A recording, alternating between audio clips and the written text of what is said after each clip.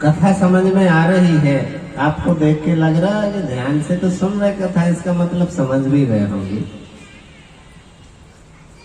अब मैं एक शिव पुराण की कथा सुनाऊंगा कि नंद क्या होते हैं। कथा आती है शिव पुराण में, ध्यान से समझना,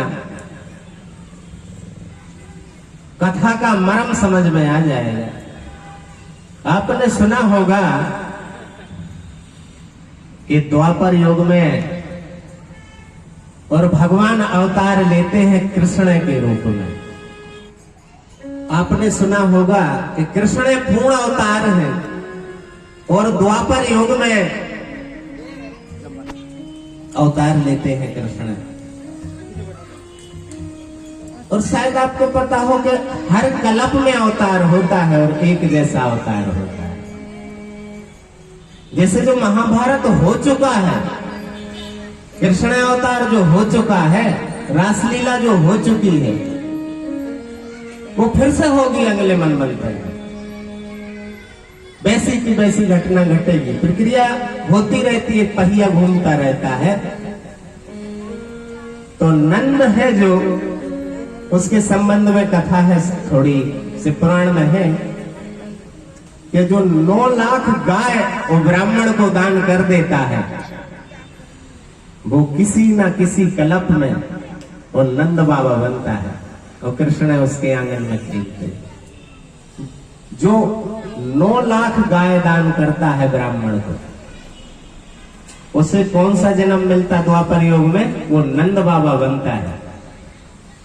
9 लाख गाय दान की थी नंद बाबा ने पिछले जन्मों में, और ब्राह्मण को देना शर्तें बड़ी कठिन है। आपको सरल लग रही होगी, सरल नहीं है। 9 लाख गाय अभी कोई दे सकता, कोई टाटा बिरला, कोई अंबानी, वो बात नहीं है। पहली बात तो मेहनत से कमा के देना है, और दूसरी बात ब्राह्मण को देना है। ब्राह्मण कहाँ खोजोगे तुम? ब्राह्मण मुश्किल से मिलेगा ना, पैसा तो कमा भी लोगे, ब्राह्मण नहीं मिलेगा ना। ब्राह्मण को देना, ब्राह्मण ऐसा नहीं कि कोई तिवारी भरद्वाज मिश्रा चतुर्वेदी तो ब्राह्मण होगा। ब्राह्मण का मतलब जो ब्रह्म को जानता है। ब्राह्मण किसे कहते हैं? जो ब्रह्म को जानता है, उस ब्राह्मण को दान देना है गाय। और जो 9 लाख गाय दान कर देगा वो नंद बनता है द्वापर युग में। और कृष्ण भगवान उसके यहाँ अवतार लेते हैं, उसके आंगन में खेलते हैं। तो कठिन काम हो गया। शायद मेहनत मजदूरी करके 9 लाख गाय कमा भी, लेकिन ब्राह्मण कहाँ ढूंढेगा 9 लाख? एक ब्राह्मण पृथ्वी पर मिलना मुश्किल है।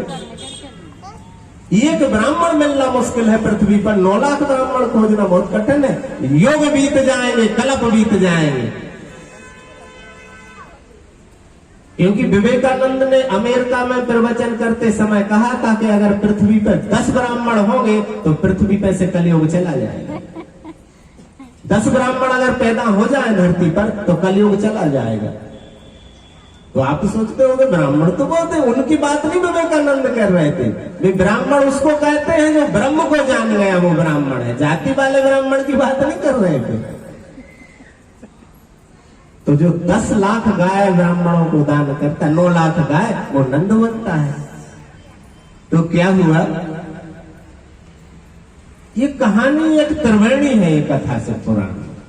ये कथा हनुमान जी महाराज से संबंध रखती, पहली बात। दूसरी बात है कृष्ण भगवान से संबंध रखती, और तीसरी है उस व्यक्ति से संबंध रखती है जो नंद बनता है।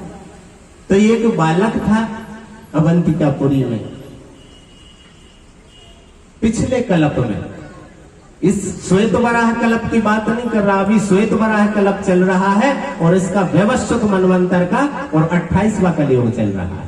इस कल्प की बात नहीं कर रहा।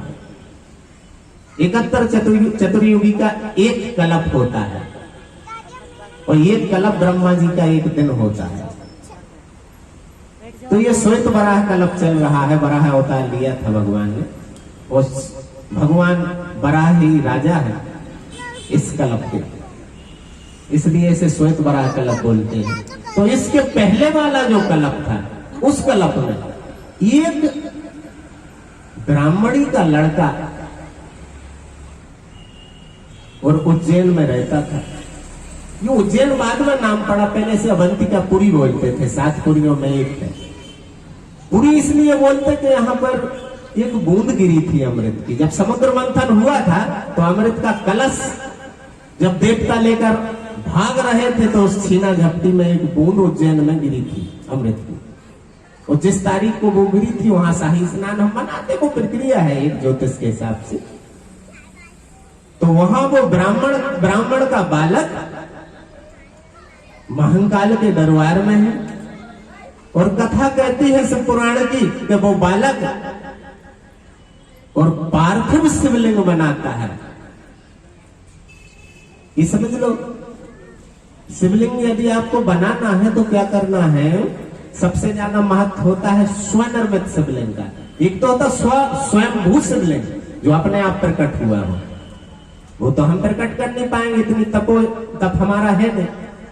तो हम क्या करें, कनेर के फूल और किसी पवित्र नदी की तलहटी की मिट्टी या फिर किसी खेत की मिट्टी और उसमें गौ माता के गोबर को और कनेर के फूलों को मिलाकर और फिर शिवलिंग बनाए छोटे छोटे और उनकी पूजा करें। तो ऐसी वो पूजा कर रहा था वो ब्राह्मण वाला। उसने छिपरा की तलहटी की मिट्टी ली, कनेर के फूल उसमें मिलाए और गौ माता का गोबर और उसने शिवलिंग बनाया और पूजता है शिवलिंग को और जाप करता है। जाप कौन से मंत्र का करता है वो? ओम नमः शिवाय ओम। पुट लगाना है, पीछे से भी उसको ढक देना है। जैसे हम बोलते ओम नमः शिवाय, वो विलीन हो जाएगा हवा में, तो ऊपर से ओम से उसको ढक देना है। तो बाद में भी ओम बोला, संपुट बोलते हैं उसको वेदों में, बोला ओम नमः शिवाय ओम, ओम नमः शिवाय ओम, पीछे से भी ओम लगा देना है। तो ऐसे वो जाप करता है वो ब्राह्मण बालक और वो भूल ही जाता है, वो बालक छोटा सा बालक है, वो भूल ही जाता है कि भूख भी लगी है, मां भी बुला रही है और उसके घर में बछड़े हैं, गाय है। तो वो ब्राह्मण बालक की मां अपने बेटे को बोलती कि बछड़ों को चराने ले जाए जंगल में और फिर वापस ला, लेकिन वो दोपहर तक जाप करता रहे, शिवलिंग बनाकर पूजा करता रहे। तो मां बहुत पीटती थी उसे कि भोलेनाथ देंगे खावे, जैसी माताएं बोलती हैं। बड़ा लगा ओम नमः शिवाय ओम नमः शिवाय ओम। अरे ओम नमः शिवाय खाने को नहीं देगा तेरे को, बछड़ों को लेके जा, शाम को दूध नहीं मिलेगा। तो पिटाई होती थी उसकी रोज, उसकी मां पीटती थी। एक दिन क्या हुआ कि वो शिवलिंग की पूजा कर रहा था, अभिषेक कर रहा है, जाप कर रहा है और उसकी मां आ गई। वो बोला आज तो बछड़े चराने नहीं जाऊंगा, मुझे जाप करना है, इतनी मालाएं जाप करना है संपुट लगा के। तो उसकी मां ने हाथ पकड़ा, उसे खींच के ले जाने लगी, जैसे माताएं करती है ना बच्चों को हाथ पकड़ के, चल अभी पिटाई लगाती हूँ, तेरे बाप से बोलती हूँ, सुनता नहीं, आजकल बहुत ही बदमाश हो गया। वो पकड़ के और जैसे ही हाथ पकड़ के वो घसीट के ले जाने लगी तो उसने दूसरे हाथ से वो शिवलिंग पकड़ लिया, दूसरे हाथ से उसने शिवलिंग पकड़ लिया और मां ने खींचा तो शिवलिंग स्थिर हो गया। वो किसे ना हो, मां ने पूरी ताकत लगा दी और उसी समय प्रकट हो गए वहां पर पवन पुत्र बजरंगबली। बोले पवन सुत हनुमान की,